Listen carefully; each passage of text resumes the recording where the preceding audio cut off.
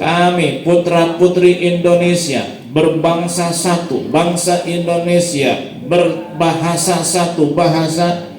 Tahu nggak kalau kita belajar sejarah, ternyata yang ikut Sumpah Pemuda yang bisa bahasa Indonesia dengan benar itu cuma satu atau dua, sisanya belum pada bisa.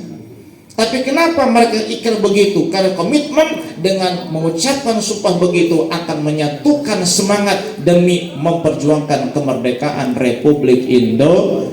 Padahal kalau kita dikaji sejarahnya, itu yang ikut Sumpah Pemuda hanya satu atau dua pemuda saja yang fasih berbahasa Indonesia, yang sisanya gak bisa.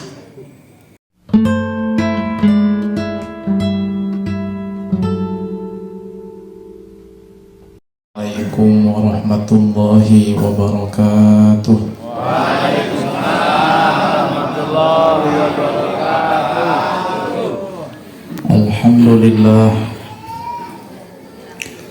Alhamdulillahilladzi tawadhu'a kullu syai'in li mulki wa khada'a kullu syai'in li 'izzati wastaslama kullu syai'in li 'azamati. Fasubhanallahi syari'il ahkam al-mumayyizi bainal halali wal haram. Ahmaduhu ala ma fataha min ghawamidil ulumi bi ikhrajil afham. Wassalatu wassalamu ala sayyidina Muhammadin alladhi azala bayanuhu kulla ibham wa ala alihi wa ashabihi ulil manaqibi wal ahlam. Salatan wa salaman daimaini madamatil layali wal ayyam. Amma ba'du, faqad qala Allah subhanahu wa ta'ala fil Qur'anil Karim. A'udzu billahi minasy syaithanir rajim. Bismillahirrahmanirrahim. Walal akhiratu khairul laka minal ula. Wa qala an-nabiyyu sallallahu alaihi wa alihi wa sahbihi wa sallama ni'matani maghbunun fihima katsirun minan nas as-sihhatu wal faragh. Sadaqallahul azim wa sadaqa rasuluhul habibul karim wa nahnu ala dzalika minasyahidin walhamdulillahi rabbil alamin. Yang saya hormati sahibul wilayah Al-Mukarram Al-Ustadz Dimaskun, Bapak Ketua RT, dan kesepuhan yang lainnya yang tidak bisa saya sebutkan satu persatu, yang mudah-mudahan semuanya diberikan derajat yang luhur, diangkat kemuliaannya oleh Allah Subhanahu wa ta'ala. Segenap para mutasaddiqin wal mutasaddiqat, para donatur yang telah menyisihkan sebagian hartanya demi terselenggaranya acara pengajian bulanan di RT 8 malam hari ini, semoga infak dan sedekahnya dibalas dan diganti oleh Allah dengan yang lebih banyak dunia dan akhirat. Amin. Ibu dan bapak yang saya hormati, yang saya muliakan, dan yang saya cintai, alhamdulillah, pada malam Ahad ini kita bisa bertemu, bisa berkumpul dalam acara dan bingkai yang telah diikat oleh Allah Subhanahu wa ta'ala dengan 3 persaudaraan. Yang pertama adalah ukhuwah basyariyah, persaudaraan sesama manusia. Sebab yang hadir di depan saya, kanan dan kiri saya, semuanya manusia. Ada yang bukan manusia? Kalau kita manusia berarti kita saudara. Sebab kita berasal dari bapak dan ibu yang satu, Nabi Adam dan Siti Hawa. Jadi kita saudara, sedarah. Kalau dites DNA kita nyambung kepada Nabi Adam. Cuman siapa yang bisa tes DNA Nabi Adam? Kuburan aja di mana nggak tahu. Tapi kita yakin sebab Allah yang bilang, Nabi yang menyampaikan. Apa kata Nabi? An-nasu kulluhum min Adam wa Adamu min turab. Semua manusia berasal dari Adam alaihi salam. Baik dari bangsa Arab, non-Arab, Afrika, non-Afrika, berkulit putih, berkulit hitam, bersuku bangsa, bahasa dan berbeda-beda. Kulluhum min Adam, semuanya berasal dari manusia yang satu, Nabi Adam alaihi. Allah berfirman, ya ayyuhan nasu taqu rabbakumul ladzi khalaqakum min nafsin wahidah. Wahai orang-orang, wahai manusia, takutlah kamu kepada Allah yang telah menciptakan kamu dari satu manusia. Siapa itu? Nabi Adam alaihi salam. Wa Adamu min turab, sedangkan Adam Allah ciptakan dari tanah. Jadi kita nih sama batu bata masih saudara itu, karena sama-sama dari tanah. Sama genteng itu masih ada ikatan. Misalnya kalau sama kendi apa tuh? Sepupu ya. Sama gentong mungkin pernah uak ya, pernah uak.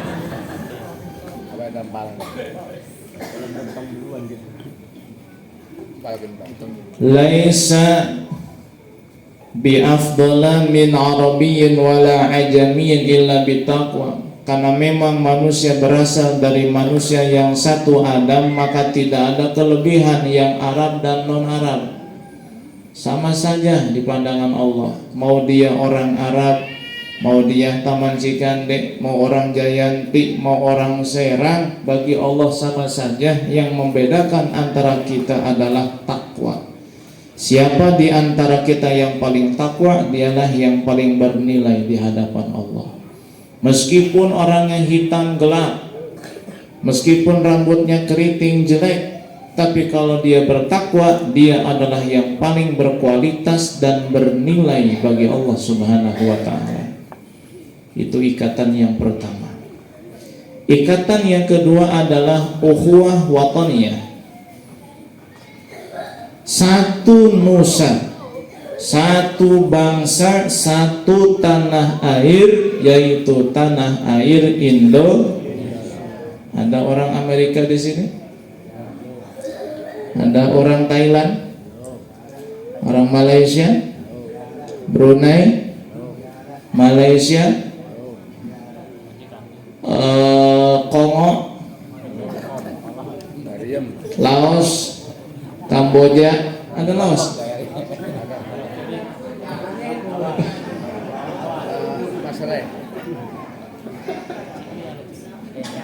Pak dari mana Pak RT?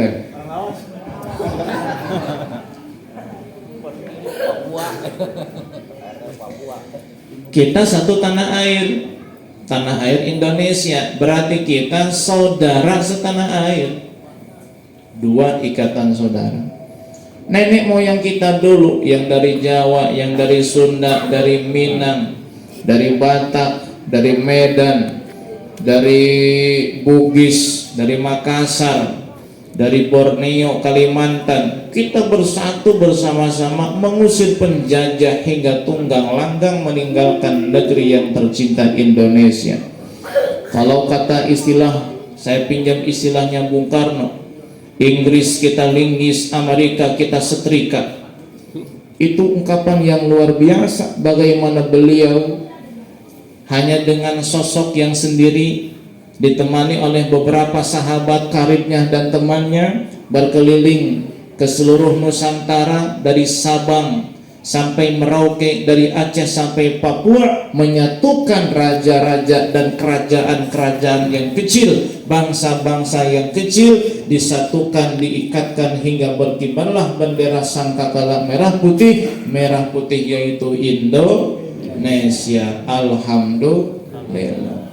Maka kita jangan sampai merusak kedaulatan Indonesia, mengganggu kedaulatan Indonesia, merusak persatuan Indonesia, memecah belah anak bangsa dengan ujaran kebencian, dengan cacian, dengan makian, dengan menghasut rakyat biar benci kepada pemerintah. Dari mulai zaman dulu hingga sekarang yang namanya pemerintah ada positif dan negatifnya. Jangan hanya kita melihat sisi negatifnya, banyak juga sisi positifnya dan kebaikan-kebaikannya. Apalagi kalau kita melihat kepada masa-masa yang silam, bagaimana raja-raja dulu bahkan lebih zalim daripada penguasa di zaman sekarang. Udah enak kita hidup di Indonesia, berangkat pagi pulang sore shift 1, berangkat sore pulang malam shift 2, berangkat malam pulang pagi shift 3. Kok Pak Ustadz tahu? Karena teman saya banyak yang karyawan. Tenang, aman Pak, berangkat malam pulang malam aman.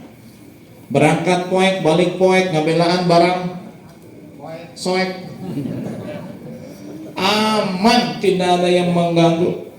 Adapun tindakan kejahatan oknum 1-2, sisanya aman sudah. Mau kapanpun kita keluar rumah mengadakan pengajian di gang seperti ini aman. Bagaimana dulu di zaman Belanda, di zaman Jepang sulit ingin mengadakan pengajian seperti ini. Bahkan kumpul-kumpul zikir, tahlil, wirid itu selalu diincar, dimata-matai, selalu diawasi oleh pihak penjajah. Bagaimana Syekh Yusuf Al-Makassari, asli tanah bumi pertiwi dari negeri Makassar, dia dibuang oleh Belanda ke sebuah negara nan jauh di ujung dunia, yaitu South Africa, Afrika Selatan, di sebuah negara yang sangat jauh dari Indonesia, ditempatkan di sebuah kota yang bernama Cape Town. Tahu nggak tuh? Kayak yang namanya. Ada bahasa Inggris, baru nggak ngerti saya juga itu. South Africa, Afrika Selatan, sebuah negara yang jauh dari Indonesia. Syekh Yusuf Al-Makassari karena ia berpengaruh mengajak warga Makassar, penduduk Bugis, suku Bugis untuk melawan penjajah. Akhirnya ia diasingkan, dibuang jauh sampai ke South Africa, Afrika Selatan, di sebuah daerah namanya Cape Town. Dan Cape Town itu adalah ibu kota Afrika Selatan. Kalau tidak percaya terserah. Di tengah perjalanan Syekh Yusuf Al-Makassari melewati sebuah negara yang bernama Yaman.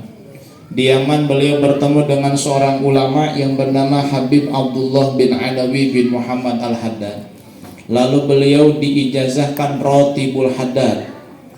Akhirnya beliau diasingkan ke Afrika Selatan. Di Afrika Selatan dikira Belanda ini bakal mati. Kenapa?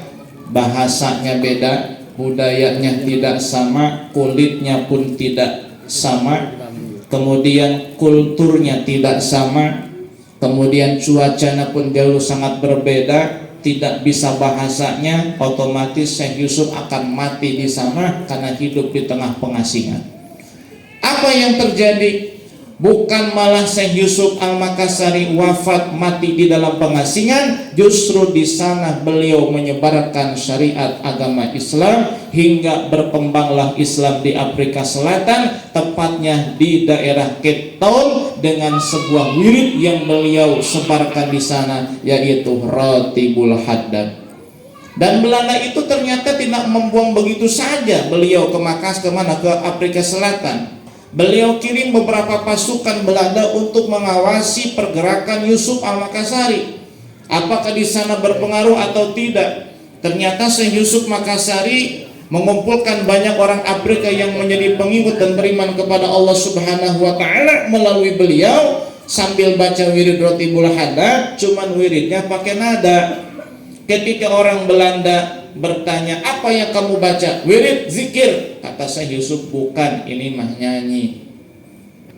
Karena orang Belanda nggak ngerti bahasa Arab, makanya rotib itu pakai nada.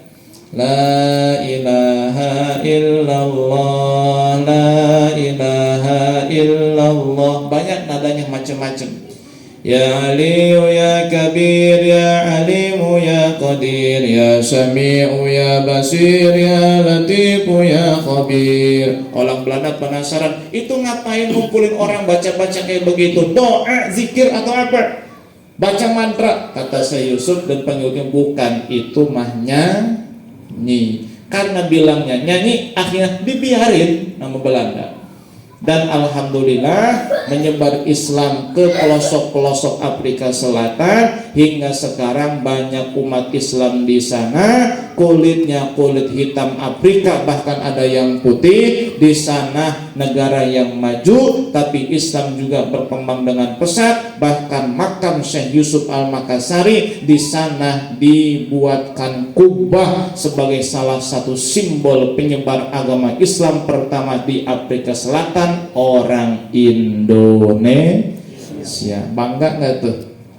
Bangga nggak tuh? Orang Indonesia jadi penyebar Islam pertama di Afrika Selatan. Kemarin saat guru kami Habib Umar datang ke Indonesia, ke Jakarta, ada salah satu ulama dari Afrika Selatan sengaja datang jauh-jauh dari sana ke Indonesia hanya ingin bertemu Habib Umar dan ingin menyapa penduduk Indonesia.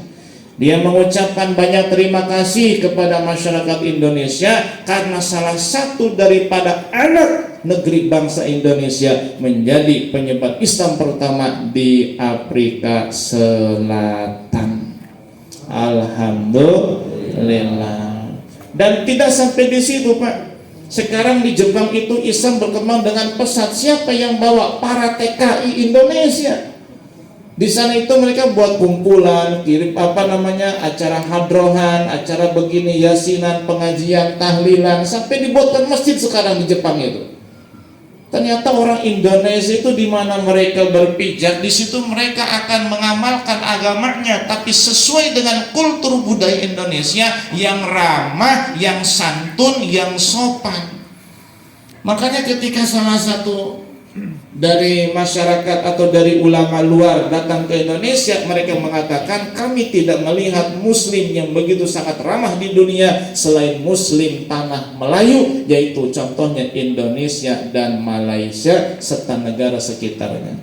Kata mereka itu kalau di Masjidil Haram, orang Indonesia mah kalau ngelewatin yang sholat begini, punten, itu nggak ada. Orang Amerika nggak ada yang begitu, orang Arab nggak ada yang begitu, biasa aja jalan. Tapi orang Indonesia begini, padahal dia nggak ngerti, maaf, jauh dari ilmu, tapi tahu sopan santun budaya yang dibawa. Itu yang menyebabkan orang tertarik dengan masyarakat Indo. Maka sekarang banyak orang-orang Arab yang mulai tinggal di Indonesia. Kenapa? Merasa nyaman tinggal di Indonesia, masyarakatnya sopan, santun, ramah, welas, asih, murah, tersenyum. Makanya pengajian yang banyak guyonnya itu ya di Indonesia. Kami belajar di Yaman kurang lebih 6 tahun tuh ngaji nggak ada guyonnya, lurus saja begitu. Tapi memang bawanya khusyuk ya, gitu, baunya pengen nangis, sedih. Kalau di sini ketawa melulu. Bahkan kalau cari kiai pengen kiai yang kocak katanya. Lurus ngantuk. Ya enggak? Bukan di sini, di sono. Bahkan kadang saya dititipin, Pak Haji, mohonnya selipin tuh humornya. Ya Allah, ini mau ngaji apa mau ngelawak? Kalau mau ngelawak mending sekalian panggil Sule aja. Udah jelas itu mengalami stand up komedi. Enggak, kata, biar enggak ngantuk. Ya udah, enggak apa-apa. Dan kami tanyakan masalah itu kepada guru kami. Bagaimana tuh di tengah-tengah kajian kita sambil humor, bercanda. Kata beliau, enggak apa-apa. Ibarat makanan, biar sedap dikasih garam. Yang namanya garam jangan banyak-banyak, dikit aja. Bayangin kalau kita masak, garamnya sama dengan jumlah masakan yang kita buat. Apa rasanya? Lebih daripada asin, pahit. Kan kalau asin kelewatan pahit rasanya. Sama ini juga, kalau dari awal sampai akhir ketawa melulu, ya sama, banyak garamnya nggak enak. Tapi kalau cuma sedikit-sedikit nggak apa-apa, bumbu biar nggak ngantuk. Betul tidak? Itu yang kedua, ikatan satu bangsa, satu tanah air. Meskipun bahasa kita mungkin bahasa dari banyak berbeda, tapi diikat dalam sebuah bahasa yang satu, bahasa Indo. Dulu pernah ada Sumpah Pemuda kami. Ada yang hafal nggak tuh? Nah, terusin Pak. Kami putra-putri Indonesia. Lupa saya tuh ya. Udah lama nggak ikut upacara soalnya. Jangan-jangan Pancasila juga lupa Pancasila ini. Kami putra-putri Indonesia, berbangsa satu, bangsa Indonesia, berbahasa satu, bahasa. Tahu nggak kalau kita belajar sejarah, ternyata yang ikut Sumpah Pemuda yang bisa bahasa Indonesia dengan benar itu cuma satu atau dua, sisanya belum pada bisa. Tapi kenapa mereka ikrar begitu? Karena komitmen dengan mengucapkan sumpah begitu akan menyatukan semangat demi memperjuangkan kemerdekaan Republik Indonesia. Padahal kalau kita dikaji sejarahnya, itu yang ikut Sumpah Pemuda hanya satu atau dua pemuda saja yang fasih berbahasa Indonesia, yang sisanya gak bisa. Gak bisa, karena memang bahasa Indonesia ada EYD, ejaan yang sudah disempurnakan. Kalau zaman dulu ya atau Y itu tulisannya pakai J ya, betul nggak? Nah, itu kan belum disempurnakan ejaannya.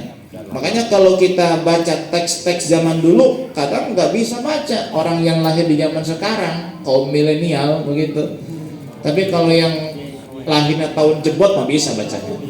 Ini kan tahun jebot semua kan akhirnya. Bisa bacanya. Oh iya, Pak Subi jadi sebagainya. Coba anak yang sekarang sudah baca. Yang terhormat, yang kami hormati Bapak Ketua RT 8 Pak Soegeng kan ngelunjak itu namanya tuh. Tapi kan dimaklum, oh ternyata hidupnya di zaman sekarang. Ini kan ejaan yang belum disempurnakan. Betul apa tidak? Makanya dulu saya ketika sekolah kelas 5 SD itu ngaji Indonesia, nyanyi Indonesia Raya, nggak boleh Indonesia. Indonesia, dimarahin sama guru. Indonesia, bukan Indonesia. Sampai segitunya tuh. Kalau sekarang kan nggak pada peduli mau Indo, mau Endo. Betul apa tidak? Alhamdulillah kita sudah diikat dengan dua ikatan persaudaraan. Yang pertama saudara sesama manusia, yang kedua saudara sesama tanah air Indonesia. Yang ketiga ini yang lebih hebat, ukhuwah Islamiyah, persaudaraan sesama pemeluk agama Islam, persaudaraan sesama pemeluk agama Nabi besar Muhammad sallallahu alaihi wa alihi wasallam. Dari manapun kita asalnya, meskipun kita berbeda agama, latar belakang, suku, budaya dan bahasa, tapi karena kita iman kepada Tuhan yang sama, beriman kepada Nabi yang sama, beriman kepada malaikat, kitab, kepada Rasul, hari kiamat dan qada dan qadar, maka kita hakikatnya bersaudara. Sedangkan hak daripada saudara, satu tersakiti, yang lain harus ikut merasa tersakiti. Ada tetangga yang susah, ikut merasa susah. Ada tetangga yang senang, ikut merasa senang. Jangan kebalikan, tetangga senang dia malah susah, malah naburin tanah kuburan depan rumahnya. Ada nggak kayak begitu? Ada salah satu jamaah kami, usahanya lagi naik. Saya bilang hati-hati Pak, biasanya kalau lagi naik usahanya suka ada aja yang nggak suka. Bener dia bilang kemarin, Pak Haji, ada yang laporan sama saya, Fulan bin Fulan mau naburin tanah kuburan di rumah saya. Ya saya bilang kalau setruk mah nggak apa-apa, buat nguruk sekalian. Lumayan kalau setruk mah ya, dijual lagi lumayan dapat. Ngapain kayak begitu? Ya karena iri dengki. Orang itu kalau sudah iri, masya Allah, nggak peduli Profesinya sama atau berbeda, mau saudara, mau tetangga, kalau sudah iri, ya tujuannya bagaimana orang yang saya iri bisa hidup sengsara seperti dengan saya. Begitu. Makanya kita minta perlindungan kepada Allah, biar orang-orang yang iri, yang dengki dikasih hidayah sama Allah, niat jahat mereka tidak sampai kepada kita. Apalagi penyakit ain, Pak. Penyakit ain itu penyakit yang bersumber dari tatapan dan pandangan orang lain kepada kita. Penyakit ain itu bisa ditimbulkan bahkan dari diri kita sendiri kepada diri kita sendiri. Orang memandang takjub, memandang heran, kagum, itu bisa menyebabkan penyakit bagi diri kita. Makanya jangan sering masang-masang foto di Facebook, anak, istri, keluarga. Takut ada orang yang memang hasud, dengki, atau memang takjub sama kita dan dia tidak mengucapkan Masya Allah, maka sampailah penyakit kepada yang bersangkutan. Kadang gak jelas sakitnya itu, diguna-guna tidak, kena sihir tidak, secara medis juga ada, tapi gak sembuh-sembuh, ternyata kena penyakit ain. Minimal penyakit ain itu yang pertama adalah mencret. Itu bisa gara-gara penyakit ain, Pak.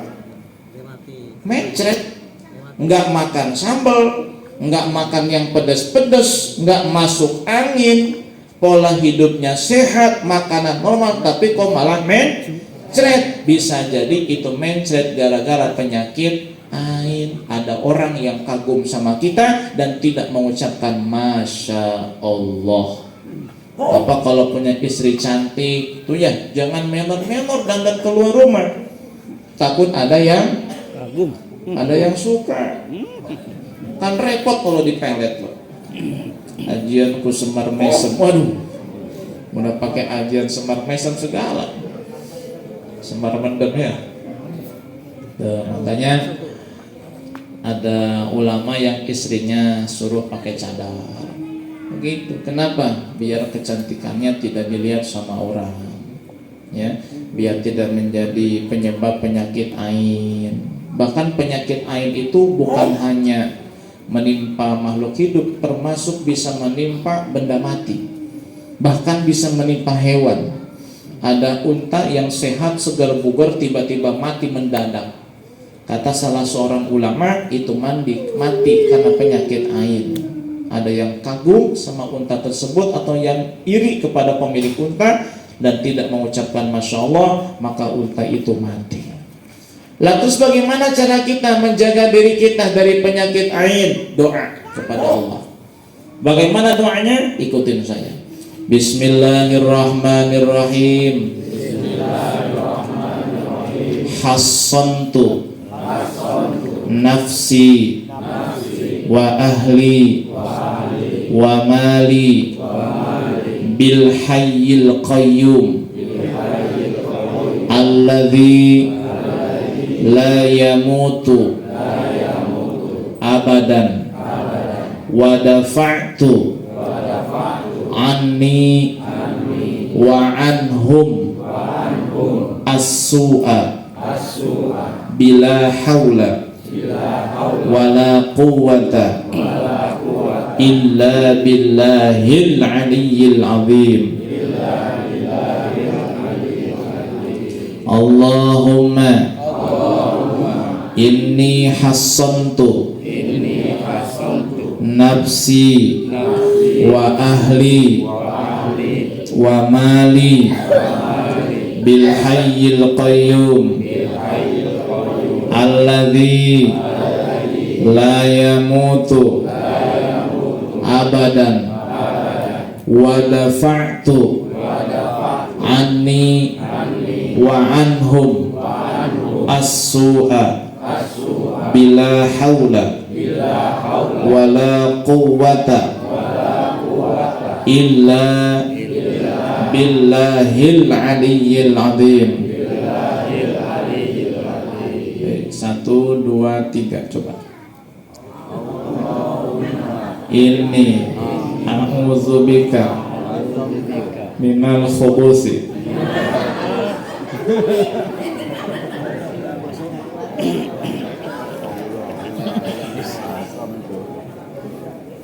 doa sama Nabi, ya Allah, sesungguhnya aku membentengi, memperisai diriku, keluargaku, dan hartaku dengan zat Allah yang maha hidup lagi maha abadi, yang tidak mati selama-lamanya. Dan aku menolak untuk diriku dan keluargaku serta hartaku dengan kemuliaan dan kebesaran la haula wala quwata illa billahil aliyil azim, dari segala musibah, mara bahaya dan penyakit ain. Itu dibaca ya. Hafal tidak? Tidak ya, nanti bilang sama Fatih aja nanti. Alhamdulillah, berarti kita ini diikat dengan 3 ikatan persaudaraan, Pak. Kuat sekali ini. Ikatan saudara sesama manusia, ikatan saudara sesama anak bangsa Indonesia, ikatan saudara sesama pemeluk agama kurang apa? Maka sangat ironi kalau ada yang bermusuhan, ada yang berantem, rumahnya adep-adepan, tidak tegur sapa, sampai meninggal dunia tidak saling memaafkan. Nauzubillah min dzalik. Jangan sampai ada yang kayak begitu. Kita harus bersiwak legowo, berjiwa besar. Kalau anak-anak berantem biasa, anak-anak berantem, orang tuanya jangan ikut-ikutan. Ini kadang-kadang anaknya mah udah salaman main bareng lagi, orang tuanya masih pada musuhan. Ada nggak kayak begitu tuh? Di mana tuh? Di sana. Di sana, jauh di sana. Di Papua nggak ada. Ya, jangan sampai kayak begitu. Masya Allah ya. Memang membuang ego ini susah, berat. Ego ini susah dibuangnya, berat sekali, Masya Allah. Ego ini sulit dihilangkan, ego ini sulit ditekan. Makanya salah satu cara kita membuang ego adalah dengan duduk bersama, duduk sama rata, duduk sejajar di bawah. Kita berzikir bersama, wirid bersama, ngaji bersama, tertawa bersama, menangis bersama. Itu salah satu cara menghilangkan ego yang ada di dalam hati. Kadang-kadang banyak orang yang nggak mau ngaji, kenapa? Gengsi, malu. Oh, ngapain duduk di bawah? Biasa duduk di sofa, biasa duduk di spring bed, duduk di kursi, di permadani. Ini duduk di jalan. Syukur-syukur kalau tidak hujan, kalau hujan berlep, lari tuang lagang kemana-mana. Untung sekarang musim kemarau. Biasa kalau pengajian saya suka gerimis aja biasanya. Ya ingat nggak? Tadi hampir ya. Masya Allah. Udah mawas, wah biasa kalau bagian saya suka gerimis ya. Alhamdulillah, ternyata emang udah ada tanda-tanda gerimisnya. Tapi kenapa nggak dikasih hujan? Kenapa nggak dikasih hujan? Mungkin di Banten ini masih ada yang mengadu domba dan belum bertobat kepada Allah Subhanahu wa taala ya. Karena salah satu penyebab tidak turun hujan adalah adu domba. Kita saling mendoakan, Pak ya. Yang pejabat mendoakan rakyatnya, rakyat mendoakan pejabatnya, yang ulama mendoakan jamaahnya, umat mendoakan ulamanya, saling mendoakan satu dengan yang lain, bahu-membahu demi menggapai sebuah tujuan yang mulia, yaitu mendapatkan ridho Allah Subhanahu wa ta'ala, demi mendapatkan kehidupan yang bahagia di akhirat nanti. Amin ya robbal alamin. Allah Subhanahu wa ta'ala berfirman, walal akhiratu khairul laka minal ula. Surat apa itu? Assalamualaikum. Surat apa? Duha. Ini ngerti. Surat apa? Duha. Walal akhiratu khairul laka minal ula. Surat apa? Duha. Bapak, surat apa Pak? Duha. Walal akhiratu khairul laka minal ula.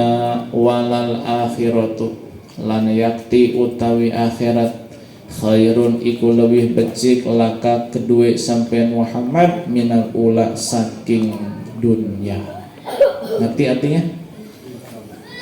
walal akhiratu dan sungguh akhirat itu khairun lebih baik laka bagimu wahai Muhammad minal ula daripada dunia. Ini kalau kita merenung, coba merenung apa hikmahnya Allah menyebut kata bagimu. Akhirat lebih baik bagimu wahai Muhammad dan para pengikutmu wahai Muhammad daripada dunia. Kenapa ada kata bagimu?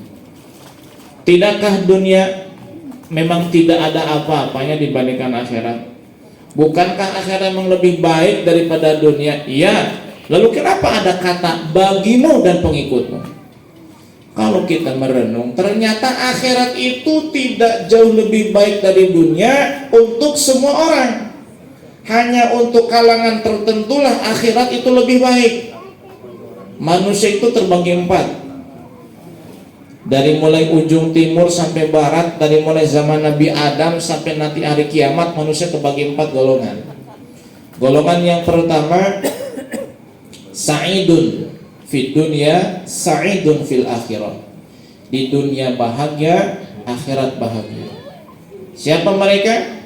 Orang beriman, Allah kasih harta, Allah kasih kesolehan, rajin ibadah, rajin sedekah, badannya sehat, suaminya ganteng, istrinya cantik, rumah tangganya sakinah, mawaddah warahmah, anaknya pinter-pinter, solehah, cerdas, soleh, semuanya manfaat, hidupnya bermanfaat, hidupnya barokah, karunia terus naik, mati husnul khotimah, akhiratnya ke surga. Itu yang pertama. Kenapa diaminin? Saya mah nggak berdoa, saya mah lagi nyeritain golongan pertama. Kenapa diaminin? Pengen. Nah, nanti dulu itu, nanti terakhir. Saya tanya baru. Ini sekarang saya ceritain dulu golongan yang pertama. Itu kayak siapa golongan pertama? Dari kalangan para nabi, Nabi Sulaiman. Nabi Sulaiman, ya pejabat, ya konglomerat, ya nabi, ya rasul, ya orang soleh. Di dunianya bahagia, senang, gak punya hutang, di akhirat surga. Nabi Sulaiman.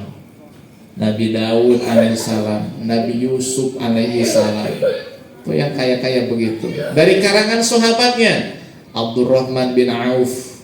Abdurrahman bin itu kaya Pak. Apa sih pekerjaannya? Nih saya kasih tahu nih. Kunci keberhasilan berbisnis Abdurrahman bin Auf. Abdurrahman bin Auf seorang sahabat Nabi yang kaya raya. Udah ngomong bukan kaya lagi, kaya raya. Antara kaya dengan kuaya beda nggak tuh? Apa bedanya? Beda Nah, kalau kuaya berarti kaya banget.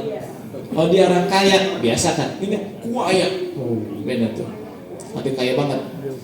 Apa sih kunci keberhasilannya? Ya selain ahli sodako, dia pintar berdagang. Ini saya kasih kuncinya, cara berdagangnya Abdurrahman bin Auf. Beliau seorang penjual onta dan penjual atribut onta. Kayak apa? Kayak pelana untanya, kayak pakan unta, pokoknya atributnya lah yang dibutuhkan oleh unta begitu. Nah dia jual unta dengan harga modal. Jadi kalau dia beli unta harganya 100 dinar, dia jual 100 dinar. Lalu di mana ngambil keuntungannya? Dia ngambil keuntungan dari atribut unta dan yang diperlukan oleh unta. Pakannya, kemudian pelananya, pijakan kakinya, tali-talinya, di situ dia ngambil untung. Orang akan belanja semua sama dia. Kenapa? Dikira Abdurrahman harganya murah semua, padahal cuman untanya doang yang murah. Yang lainnya mah harga standar, bahkan lebih mahal. Cuman mindset orang sudah berubah. Oh ini orang jual onta 150, dia mah cuma 100. Berarti barang-barang jualan dia murah semua. Orang pada belanja ke dia semua. Silahkan dipakai cara begini. Misalnya nih, bapak jualan apa nih ibu nih? Motor ya, motor plus aksesoris motor, spek part motor. Nah kalau jualan motor, misalnya beli motor 10 juta, jualnya 10 juta. nanti ngambil untungnya di spare part ataupun di aksesoris motor. Karena orang sudah punya mindset toko bapak adalah paling murah daripada yang lain, maka akan beli ke bapak semuanya. Apalagi jualan apa? Sembako misalnya. Ya, beli beras modalnya 200.000 sekarung, jual 200.000. Tapi yang lainnya minyak normal, sembako yang lain normal, orang akan beli ke warung ibu. Kenapa? Punya mindset warung ibu paling murah, padahal berasnya doang paling murah. Itu namanya politik siasat dalam berdagang. Bisa nggak kayak begitu? Hah? Nggak bisa. Ya. Itu sukses berlebih dahulu. Oh, hidupnya kaya, sukses, wafatnya husnul khatimah, di dunia senang, akhirat masuk surga. Nah, itu kelasnya sahabat. Kita turun ke bawahnya lagi, kerasnya ulama. Bukan nabi, bukan rasul, bukan sahabat, ulama. Seperti apa? Syekh Abdul Qadir Jailani, ya wali, ya orang kaya. Syekh Abdul Hasan Asyadili, kaya, wali. Tuh, seorang pejabat, kaya raya, konglomerat, ulama, waliullah. Siapa? Raja pertama di Banten, Sultan Maulana Hasanuddin Banten. Kaya raya, raja, orang soleh, wali, di dunia bahagia, di akhirat senang. Pengen kayak begitu? Pengen kayak begitu? Yang kedua, syaqiyun fid dunya, sa'idun fil akhirah. Di dunianya serba kekurangan, di akhiratnya masuk surga. Di dunianya beriman kepada Allah, taat ibadah kepada Allah, tapi hutangnya banyak.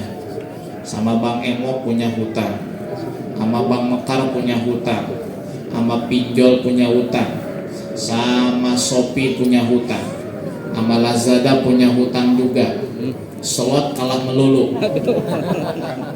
Ini jangan sampai ada main sholat nih, judi ya, haram, nggak boleh. Ya, kredit semuanya, barang-barang dapat hasil ngutang, kerja pas-pasan hasilnya. Kadang anak sakit buat berobat nggak punya uang. Hidupnya kayak begitu, tapi iman sama Allah, tapi percaya sama Allah, ibadah kepada Allah. Di dunianya mungkin sengsara, di akhiratnya surga. Itu yang kedua. Yang ketiga, sa'idun fid dunya, syaqiyun fil akhirah. Di dunia bahagia, akhirat celaka. Siapa mereka? Orang yang tidak beriman, orang kafir, tidak beriman, di dunianya kaya raya. Dia pejabat, konglomerat, punya harta banyak, hidupnya sehat, panjang umur, karirnya mulus, maju, bisnisnya melesat. Tapi dia kafir, dunia senang, akhirat neraka. Naudzubillah min. Yang keempat, syaqiyun fid dunya, syaqiyun bil akhirah. Di dunianya kafir, belangsak. Tahu nggak belangsak? Bahasa apa belangsak itu? Sunda ya, bahasa Serang itu. Hidupnya susah, iya, miskin, banyak hutang, sakit-sakitan, sering kena musibah, punya istrinya cerewet, bawel, julid, hitam lagi.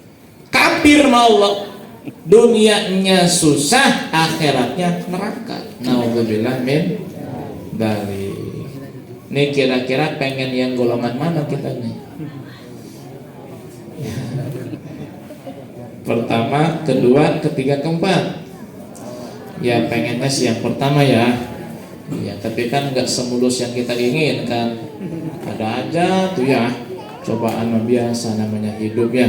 Pasti ada cobaannya. Yang namanya lautan pasti ada ombaknya. Justru kalau tidak ada ombaknya, hening, tenang, justru khawatir. Di situ ada buaya, di situ ternyata dalam. Tuh, jadi yang tenang-tenang aja hidupnya harus khawatir. Jangan-jangan ada sesuatu yang Allah simpan nanti akan dikasih secara mengejutkan dan menakutkan. Begitu.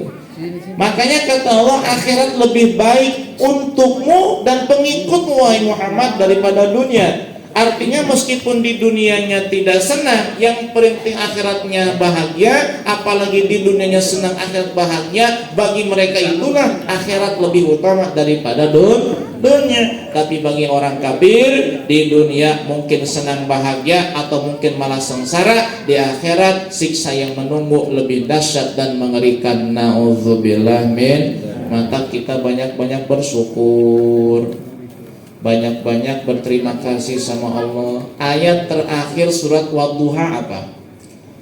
Wa amma bi ni'mati rabbika fahaddis. Dan terhadap nikmat Tuhanmu maka ceritakanlah. Artinya kita punya nikmat, gunakan nikmat itu. Ini kasih mobil sama Allah, dilapin melulu, gak pernah dipakai. Dilapin aja saban hari, nggak pernah dipakai. Ada nggak tuh kayak begitu tuh? Jauh. Dijauh Masih lapin, kapan dipakai? Sayang. Allah nggak senang yang kayak begitu. Ceritakan nikmat Allah. Cara menceritakan nikmat bukan diomongin doang, pakai. Silaturahim, ziarah kubur, datang ke tempat orang soleh, ziarah kepada wali, pakai ke tempat pengajian, ya. Ada lagi aja, begitu. Dikasih sama Allah nikmat harta, pakai, ya.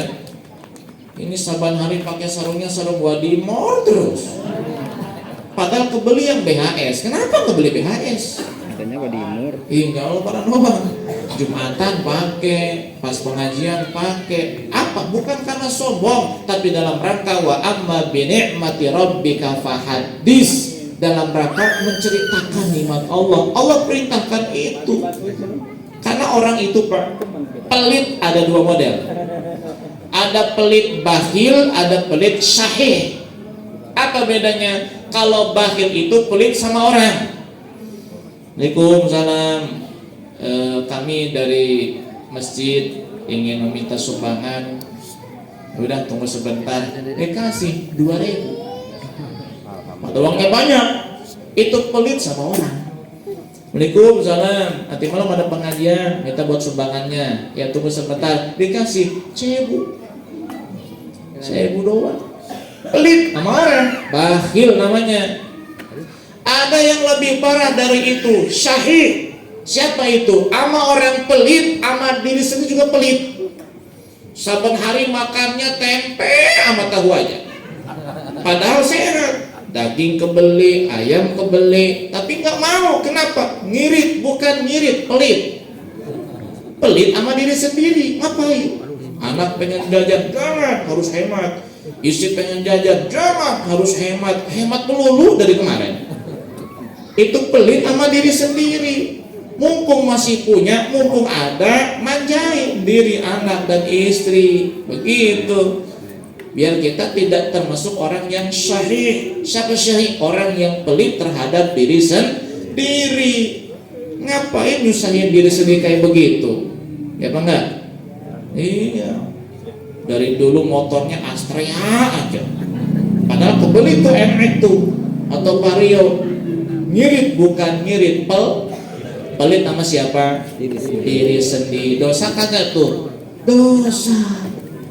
Beli mobil sur, beli mobil motor itu. Dan hanya kalau nggak kebeli gitu. Wa amma bi nikmati rabbika fahaddits, ceritakan nikmat Allah. Dan kita kan bukan niatnya sombong, menceritakan nikmat Allah, memakai nikmat Allah kan Allah senang. Apa kata hadis Nabi? Innallaha yuhibbu an yara athara ni'matihi ala 'abdihi. Allah itu cinta, Allah itu senang apabila ada seorang hamba yang dikasih nikmat sama Allah, lalu nikmat itu dia pakai. Baik dipakai di dalam hal yang ibadah atau dalam hal yang mubah, asal jangan dipakai buat maksiat, itu aja. Kalau untuk hal yang mubah silahkan, apalagi dalam hal yang ibadah pakai, senang Allah. Jadi kalau kita punya motornya bagus, kita pakai ke pengajian, Allah senang tuh ngelihat kayak begitu, senang. Bapak punya istri cantik, dibawa ke pengajian, senang. Siapa yang senang? Servisnya ya Orang. Oh, senang lihat, oh suami istri ngaji, berarti rukun, harmoni, sakinah, kan begitu. Rame tapi Pak. Ya, Aku baru udah cadar. Ada kiai suruh istri pakai cadar. Kenapa? Kata kiai, wajah saya jelek, istri saya cantik. Kalau istrinya nggak pakai cadar, takut orang buruk sangka sama saya. ono pilo. Makanya dipelet sama kiai. Ono. Ya, tapi biasanya Gitu. kayak pilo semua. Ibu dan bapak yang dimuliakan Allah Subhanahu Wa Taala, itulah kajian singkat. Kajian seperti ini kajian tematik, sifatnya hanya memotivasi. Adapun kajian ilmiah dari rukun sholat itu kajiannya rutin ya. Ada yang malam Sabtu, ada yang malam Rabu. Silahkan pilih waktu yang mana yang sempat begitu. Biar ada wawasan keilmuan bertambah. Kalau ngaji bulanan begini, sistemnya ngaji motivasi saja. Biar kita semangat ibadah, semangat untuk takwa kepada Allah, semangat dalam menghamba kepada Allah, semangat di dalam bersedekah, semangat di dalam melindungi diri kita, isi dan kita dari siksa api neraka. Amin ya rabbal alamin. Lebih kurangnya mohon maaf. Hadani Allah wa iyyakum ajmain. Wallahul muwaffiq ila aqwamit thariq. Wassalamualaikum warahmatullahi wabarakatuh.